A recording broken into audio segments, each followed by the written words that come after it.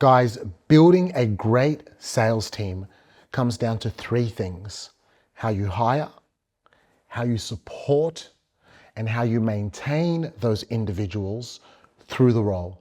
In this video, I'm going to break down the nuances of every one of these three pillars so that you can really change the way you think about building your sales team for sustainability, growth, and positive culture. Let's get into it. So guys, this is one of the most underrated aspects of scaling your business. There's quite often a culture of bringing in sales reps, and seeing who works out, seeing who sticks around. Let me tell you, that is so bad for culture, okay? Why? Because how's anybody going to feel good about being at an organization where somebody they were having lunch with yesterday is no longer there? It's totally dehumanizing. And as my business partner Nicholas would say, it's like chopping the tail off the dog. Nobody wins. So let's end this whole idea of you can churn and burn your sales team and it's just part of the game. No. Now, in the last 20 years, I have been able to really experience and see this problem. Okay. And actually, I've never actually been let go from a sales job, if I'm brutally honest, but I can tell you, sitting in that role and then watching my peers get anxious, watching the way the energy changes on the phone or the way the energy changes towards a prospect, it's absolutely toxic and businesses stagnate. I promise you they do. So guys, let's get into it. Let's get into the very first pillar of making sure that you're building a strong sales team from day one. Now, for me, this really comes down to how you hire, okay? So let's get into that in a little bit more detail. I'm not talking about just go to seek.com. I'm not talking about go to LinkedIn and, put out an ad, whatever. That stuff's all secondary, okay? What really matters is the kind of individuals that you're hiring. I think the biggest trap that I see businesses fall into is hiring somebody with an impressive resume, right? Who comes from that particular industry. And if that's all you're looking at, I tell you, you've got an each way bet of it going well. So maybe they work 2 years at this company, 6 months at this company, 2 years at that company. And, I always really ask myself, what are the personal characteristics of this particular individual that make them bounce around as much? Now, I'm not saying don't interview them. I'm not saying don't give them a shot. But what I am saying is that a lot of people base their decision on that. And for that reason, they get stuck in this vicious cycle of churning and burning, missing opportunities, and destroying their culture. And a lot of the time, as you know, you end up just left holding the baby. You end up just becoming a counselor in your business. And it's stressful. So, number one, when I'm hiring somebody, what am I looking for? Are they fundamentally driven? Are they driven as a person? Do they want more out of life, or are they just trying to make it to the weekend? So how do you find this out? How do you figure this out? It's something as simple as, what are your interests? What do you do on the weekend? Are you playing competitive sport? Are you interested in any arts or music? See, everybody's different. You don't need a culture of everybody's interested in the same thing. But people that have an interest and are willing to push themselves outside of their regular day-to-day, those kinds of people are more likely to have the hunger that's required to overcome adversity. Even somebody that goes and works out, goes and does yoga, and it doesn't always have to be physical. Maybe they play the guitar, maybe they like to study, maybe they like to read, maybe they have an interest. Get to the core of what drives that individual. Sometimes it's even as simple as a case of maybe they've got a particular family situation. Maybe they've got some unique situation in their life that they're absolutely committed to overcoming. Those kinds of individuals are worth considering. Now, the second thing that I'm looking for when I'm hiring is the ability for you to be candid about who you are as an individual, okay? Somebody who comes up to me and says, this is my weakness. I'm a sucker for that. I'm an absolute sucker for that. I remember the first salesperson that we hired here at Sales Inc., a dear friend of mine, his name is Simba. Shout out to Simba. Simba came up to me and he was a data analyst and he said, Ed, I'm a data analyst, I've done my degree, I've actually been offered a job at a big bank, but I want to come and work for you because there is this weakness that I have, this inability to connect with people on this particular level, this inability to break through. No bravado, but somebody who was able to come my way and humble himself. You know, I recently hired a great guy called Dave. He's behind the camera. What's up, Dave? And Dave came out and he said, hey, I want to be able to work with you and your team, okay? Because I understand that academically, I'm way up here, like literally the guys in like the 1%, top 1% of academics. He goes, but I understand that if I want to go further, I need to develop this skill. Candor is so important because in sales, you need to be honest about what you're doing well and not what you're not doing well. You need to be honest about who you are as a person, because without that, how are you going to improve? So I'm looking for somebody that's candid, and I'm not going to necessarily ask them hard-hitting questions, but I'm listening. Is this all bravado? Is this all ego? Or is there a real person under there that is trying to get better at something? So I've said somebody that's driven, somebody that's got a hunger, right? But what I'm also looking for, if that's not quite there, let's say, okay, this is more of an offset. Remember, you don't need to tick all 5 boxes, but somebody that has a strong cultural motivator on a personal level.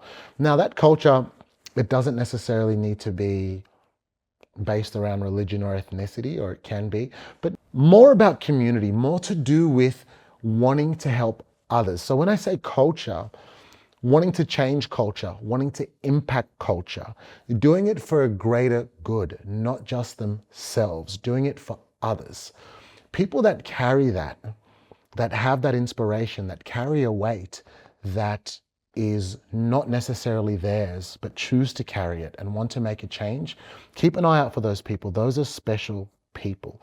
And again, sure, they might not want to wake up in the morning and go and lift weights or go to the gym or go to the yoga class or whatever it might be, right? But if they're willing to carry somebody else's weight so they can change culture and have an impact, that goes a really long way. These are the qualities that I'm looking for somebody. I don't care about your LinkedIn. I want that quality. The fourth point when it comes to hiring is I'm looking for somebody who is ambitious. When they're ambitious, I'm not saying like it necessarily that they want to start their own company or they want to be the boss of the world. But, you know, ambition can mean very different things. Maybe they're ambitious about their learning. Maybe they're ambitious about their career. Everyone has different ambitions and it doesn't always necessarily translate to money. So pay close attention to what people are looking for from life in general, right? Where do you think they want to be? What kind of person do they want to be when it's all said and done? What is that ambition? How do they want to be remembered? And you can ask that question directly. Some people just want to be remembered as a good parent. You know, some people want to start their own company one day. Some people want a level of independence. That one's important. And the reason it's really important is you can actually tap into that, right? And if you can tap into that, you can find a common connection over that, okay? So these things might sound similar, but there's a subtle nuance to each one of them, all right? And the fifth thing is, guys, is that they're conscious of what they're putting in their body. I'm not saying if someone smokes, don't go and hire them, right? But consider it. I'm not saying if somebody drinks, don't go and hire them, right? But somebody who's conscious about how they're interacting with their environment, what they're putting into their body. I just like that kind of stuff. I think it's important, you know, whether it's through supplementation, whether it's through a particular diet, and if they're doing it for a legitimate reason or a legitimate purpose, it just shows a level of consciousness for how they're interacting with themselves. And I'll be honest with you, like, I'm reluctant to give somebody a go if they don't have that level of self-awareness. Now, guys, these are the things I'm actually fishing for and subtly prodding on during the hiring process, okay? And does it mean you don't hire somebody who's not in shape? No. Does it mean you don't hire somebody who's not active? No. Does it mean they need to tick all 5 boxes? No. We all go through our phases, right? But what I'm looking for is I'm looking for maybe 3 out of those 5 things. And if those things are there and I feel that there's an opportunity to move the needle on the other things, then I'm like, you know what? I'm going to move that person up the list. And I'd rather have that person on my team than somebody who doesn't have any of that stuff and is what you would call, let's say, a traveling salesman, has industry experience, has a nice CV, has good referrals. Don't care. Frankly, tell me about who you are as a person. So that's number 1. Change the way you think about hiring, guys. And I hope those 5 points come in handy. Then it comes to this. How do you support your sales team? Okay, so you've hired all these people. Wonderful. You've gone through the process. They're in your business. Wonderful. You're teaching them. You're empowering them. This next part really is, it's really, really, really important. And I would say like 98% of businesses don't do this. There is this mentality that you can go out and hire a salesperson with connections, pedigree, industry experience, right? And they're just gonna like flick some switch and they're gonna go to market and get you wins.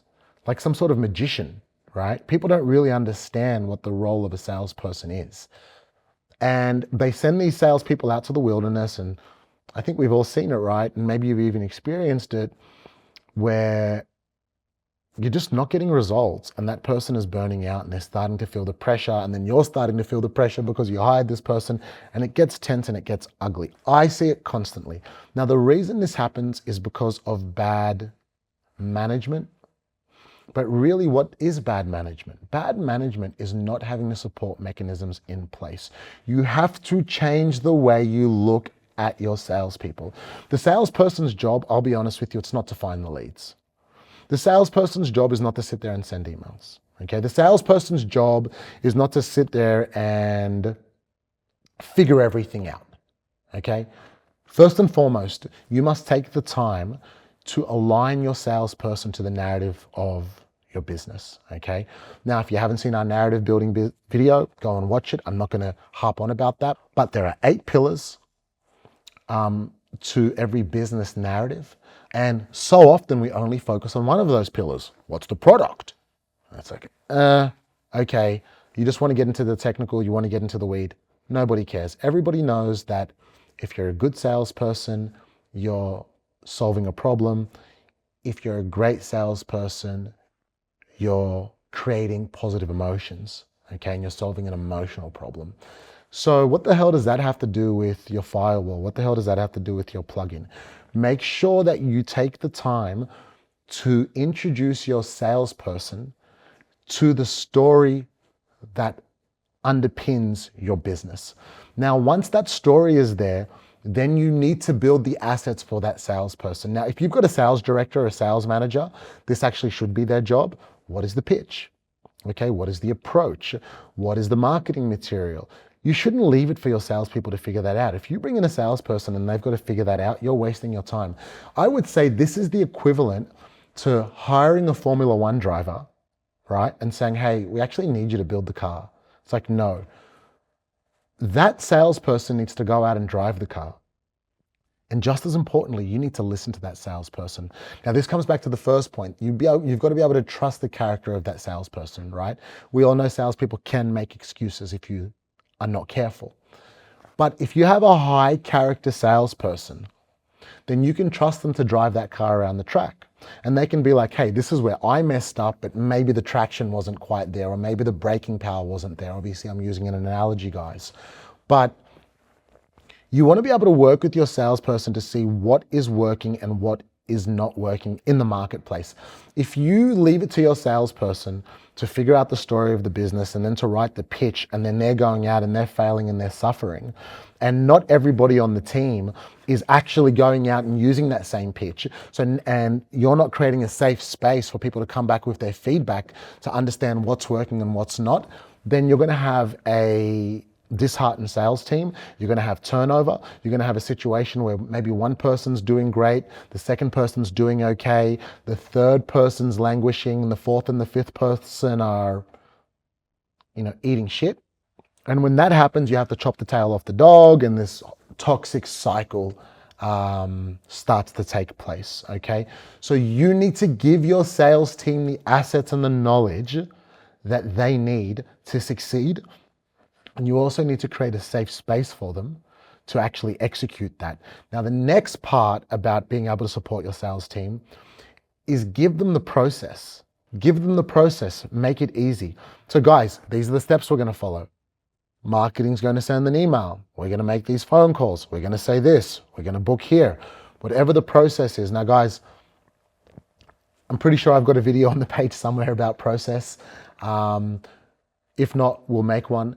But in saying that, it's not up to your reps to figure out what the process is. It's up to the, again, to use the Formula One analogy, it's up to the mechanics. It's up to the engineers. They have to figure out the process, but at the same time, by the same token, those mechanics and those engineers need to have a symbiotic relationship with the driver, with the sales rep in this instance, and you need to be listening. Guys, the final thing I want to say on this matter is give your sales team administrational support, okay? So create the emails for them. Give them an offsite, go and get a virtual assistant, okay? Ask yourself this, guys. What do you pay a virtual assistant these days? Let's say you're paying a virtual assistant $20 a day. Let's say this is your number. Maybe it's more, maybe it's less, I don't know. That virtual assistant is going to be way cheaper than what you're paying your sales rep. So if your sales rep doesn't need to fish around the CRM for leads because the virtual assistant is pulling them out and putting them on a silver platter. If your sales assistant is now sending the post phone call emails. If your sales assistant is on a Slack channel or maybe some sort of chat with your sales rep and your sales rep now is just saying, hey, I need you to do this, I need you to do this, I need you to do this, then do you think your sales rep is going to be more active or less active when it comes to doing what they're meant to do, which is have conversations, right? The amount of times that I walk onto a sales floor and it's quiet because people are writing emails. People are messing around in CRMs, people are trying to figure out how to write the pitch. This is a momentum killer. And I would say as a founder, walking onto a quiet sales floor, frankly, it makes me anxious. If you can have all these processes and these systems in place, and if you can have people that have, I guess, the qualities that we covered in the hiring process, you're going to have a buzz, you're going to have a rumble, right? You're going to have a buzz that is electrifying. I remember, I'll tell you an anecdote on this note, is that during COVID, we had to sit in like this open area. We couldn't sit in the little office. And so my sales team was kind of spread out when we started around 2020. And there was a high ranking executive. His name was Paul. I won't mention his last name. And he was the CEO of a big retail group. And he would come and sit in the middle of the team. And he'd say, you know what? I just love the buzz that your guys are creating, right? Guys and girls, of course. And he wanted to be a part of it. That buzz is contagious, guys. It doesn't matter who you are, people want to be around that buzz. And if you've got that buzz in your team, I think you're going to get better results. And the beautiful thing about that buzz is not everybody has to be the same. You can have your introverted person that has a strong value set and they're creating the buzz in their own way. You can have somebody who's maybe got a heavier tone. It doesn't matter. We're not looking for a particular kind of individual. What we're looking for is characters and processes so people can be themselves. They can be the individual, go out, do their job with enthusiasm and create that buzz. And I think we all know when that buzz is occurring on a floor, when that buzz is occurring, it's pretty magical, it's pretty special, and it's contagious. And then people want to support each other. And I have a lot of respect for sales leaders and business leaders and commercial directors who know how to create that buzz, okay? But they're few and far between these days. Okay, guys, now this comes down to the final aspect of how you maintain your team. Now, there are countless ways that you can tackle this. I want to focus on my top 4 with my sales guys, okay? The 4 things that I really focus on when it comes to maintenance of the individual, okay? Number 1, goal alignment, all right? So businesses quite often talk about their goals, where we want to be at the end of the year, at the end of the quarter, where we want to be in 5 years, 10 years, 100 years even. Yeah, cool. All right, fine. I'm not saying there's not a place for that, but how often do you come back to the individual and say, hey, where do you want to be? Where do you want to take this? What's happening for you that I can understand your goals on a personal level? Again, we're going to jump all the way back now to the hiring process. You should have kind of fleshed that out there early on and say, how can I help you achieve your goals? If you can help that individual achieve their goals and you make it about them, they're going to hit those KPIs anyway, but they're not hitting it for you. They're hitting it for themselves. They're hitting it for the things that matter. And the people that matter. I'll tell a story. There was this guy called Adam Sanders. I hope you, and that's a common name, so I will say that name. And at the time, Adam was a skeptic guy. He was a skeptic guy at the time, right? Young in his career, and he was even skeptic towards me and my approach, and we ended up building a tremendous bond. But one day I said, what would be your goal? What would you like? And he was an Australian guy, but he loved the English Premier League and he loved the Liverpool Football Club, right? And he goes, Ed, I love Liverpool because it's the nicest people I've ever met come from Liverpool in the UK. And he goes, and I've got good friends over there. They're just so down to earth. They're so genuine. And I'd like to go back there and I'd like to be able to take them to matches. And I said, well, that's a great goal. Let's figure that out. Let's figure out how to get you there. What do you need to make that a reality in the next 6 months? And he said, Ed, come on, don't bullshit me. Don't bullshit me. And I said, dude, let's break it down, right? You want the flights, you want the accommodation, you want the tickets, you want to maybe even be able to buy the beers for your mates. And we broke it down and we knew that, hey, dude, if you exceed your KPI by I think it's like 5%, and you get that additional bonus and you unlock that new tier, whatever commission structure we had at the time, we'll do it. And I said, we'll help you do it. I swear to you, I kid you not, he now lives in Liverpool and he's taken the skills that he's learned and he's running an investment firm over there. And I'm so proud of the guy. So number one is goal alignment. Okay, what is the other person's goals? Align their goals to the goals of the business. If you can do that, it's going to be so much easier to tap into people's energy, okay? Number two, when it comes to maintenance, it's going to sound crazy, but I've had it done to me and I do it to people all the time. Carve time out of your day and carve time out of your week to discuss philosophy. This is going to sound crazy and it's going to sound boring, and it can be any kind of philosophy. It can be Stoic philosophy from the Meditations of Marcus Aurelius. A lot of people vibe with that. Let's say somebody loves a particular sport. You should know by now I'm a big Michael Jordan fan. What were his philosophies? I'd love discussing these ideas with people. I have some wonderful creatives in my business, and I ask them, what are their philosophies when it comes to getting a great shot, or what kind of films do they like? What inspires them? What's driving the philosophy behind what drives you? And when you have these kinds of conversations, they're thought-provoking and it builds this kind of, people become more philosophical in the way that they approach things. So even when things are not working out, which is the vast majority of time in sales, right? 80% of the time, you're going to fail, and that's if you're doing a great job.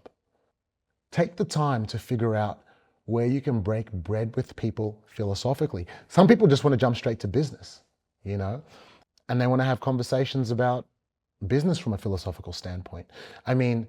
Frankly, we're being philosophical right now, right? There's always a way to connect with somebody philosophically. So figure out what that is, and it's a lot of fun, and it's a great way to change the vibe of the day, and it's then easy to change gears and move back into getting deals done. Further to this, take your staff development seriously. And the best way to take staff development seriously, in my opinion, is give them exposure. Expose them to different things. So I'll give you some examples. If our staff want to go and download Audible books, right? It's like, cool, here's a subscription. go and expose yourself to some content.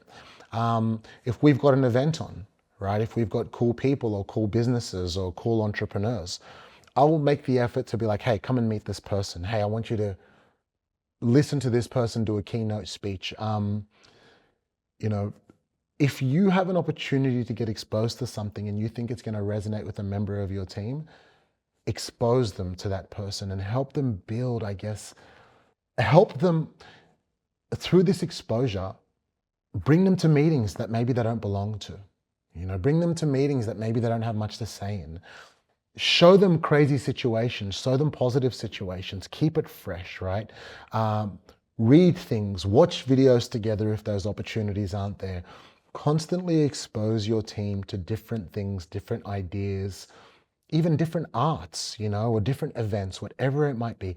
Take the time to expose your sales team to cool stuff. Don't just keep them on the phone, guys, okay?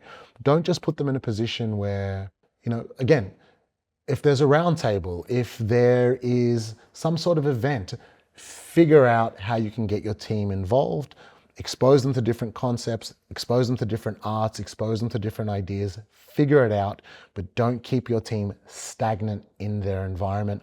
Quick example, when I was starting out in the world of investments, I'd never been to a nice restaurant, frankly speaking. Okay, I've been to good restaurants, but not a nice restaurant. And one day, my chief operating officer, he grabbed me by the scruff of the neck and he said, you know what, I'm going to take you to this nice restaurant and come and have a nice steak and a glass of wine with me and my buddies. And one of his buddies was a lawyer, the other one owned a bar, nothing crazy, right? But I had never sat down with a lawyer to have a glass of wine. I had never been to a bar to have a glass of wine with somebody who owns a bar. Those moments are special, if there's a premium cup of coffee that you guys can share together that costs twice as much as usual, go and enjoy it together, guys. Exposure is important. And guys, the final thing that I'll say, and I'll be honest, I haven't been doing enough of a job of this, but it's something that's really important to me, is do things together that require you to move, right? Now, this is a tricky one because different people have different capabilities and different abilities, right? But it might be something as simple as, hey, let's go shoot a basketball together. Hey, you know what? Let's go for a walk around the park. Hey, you know what? Let's go for a walk up into the city. We do that kind of stuff all the time around here. You know what, guys? Summertime's coming. Let's go for a swim.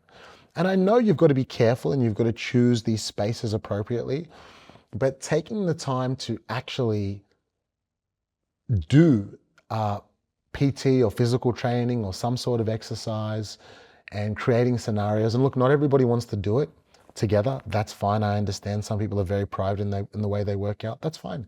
Give them the opportunity to go and do it themselves, and say, hey, you know what? I know you like yoga. I got you this voucher. Go check out this new place or whatever it is. But when you guys are able to bond, whether directly or indirectly over PT, and release those endorphins together,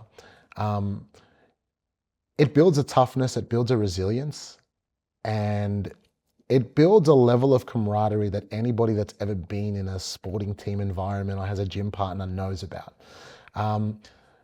I had some lads come in here and try to pitch me something recently, and great guys, younger guys, and they were telling me how in their office they've got a big boxing bag.